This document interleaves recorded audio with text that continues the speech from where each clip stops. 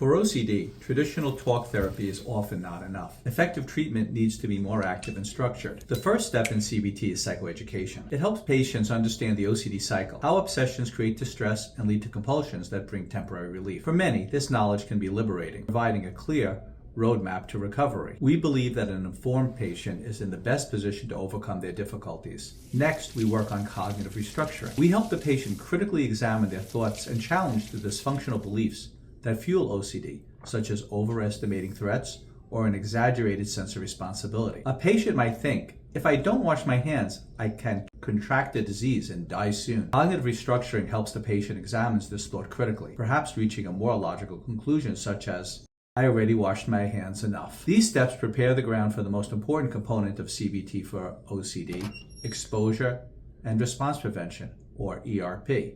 But how does ERP work in practice?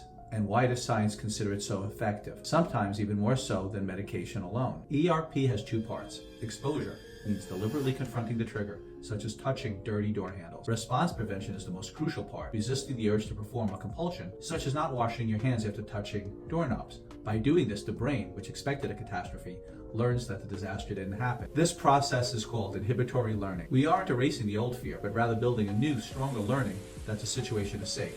With repetition, this new neural pathway becomes the brain's default path. We are literally rewiring it. The ERP treatment sometimes starts with imaginary exposures and involves imagining worst-case scenarios. For example, the patient who is afraid to touch doorknobs might also be encouraged to think that he now has contracted HIV. The aim is to help the patient become less fearful of the worst-case scenario, knowing the fears are commonly exaggerated. ERP doesn't eliminate the thoughts, but it breaks the power they have over you. It's a challenging path, but it's the science of recovery in action.